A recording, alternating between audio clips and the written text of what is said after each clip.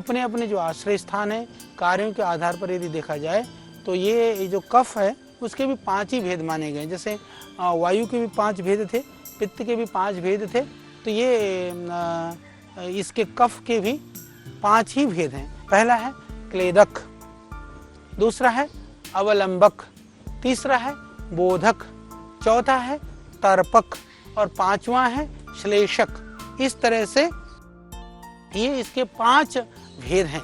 और आयुर्वेद में कफ के प्रकोप से जो होने वाली जो बीमारियां हैं वो 20 संख्या में 20 मानी गई, यानी कि 20 माने गए। ये बाकी की तुलना में वायु 80 है, पित्त 40 है, कफ सिर्फ 20 है। तो कफ जो श्लेष्मा का जो स्वाभाविक जो गुण है कि कफ का गुण क्या है, मैं अब इसको थोड़ा बताने का प्रयास करता हूँ। आप समझिए इसको कि जैसे कि दोषों में महत्व की क्रम की दृष्टि से देखें तो निश्चित रूप से इसका स्थान तो तीसरा तो है, परंतु यहाँ पर इसको आपको समझने की जरूरत है कि इससे संबंधित जो विभिन्न पहलू हैं वो क्या है। कफ जो होता है वो गुरु यानी कि भारी होता है। कफ की जो प्रकृति है वो भारी है, वो शरीर को भी भारी कर देता है।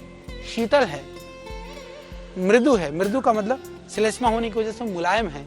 स्निग्ध है क्योंकि वो मुलायम के होने के साथ में चिकनाहट युक्त है।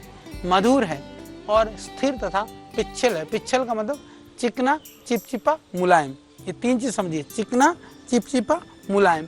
ये जो है ये कफ की पहचान है।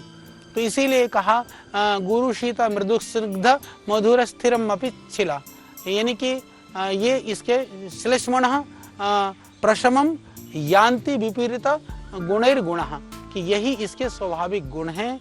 इसके अतिरिक्त यह मंद तथा यदि यह नहीं हुआ तो फिर क्या होगा, क्लिन्न गीला होगा, इसका रंग सफेद, स्वाद मधुर। इस तरह से कफ के विषय में शास्त्रों में वर्णन किया है।